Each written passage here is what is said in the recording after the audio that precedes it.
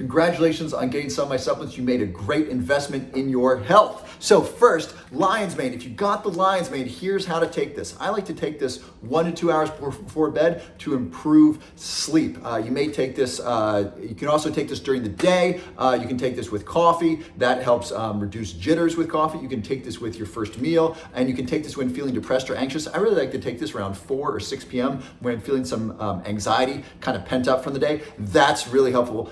Start with 1 dose a day. You can move up to 2 a day. I like it before bed, but take it when you're feeling most anxious during the day. That's really darn helpful. Then, a lot of you got Neuro Plus, Brain and Focus formula. This provides neurotransmitters, or excuse me, this provides precursors to neurotransmitters like dopamine and acetylcholine to give your brain the raw material to work better. This can be very stimulating, so I want you to take this at a specific time. I want you to take this either with your morning coffee, with Lion's Mane. These go really, really well together with coffee. You can also take this with your first meal, maximum with lunch.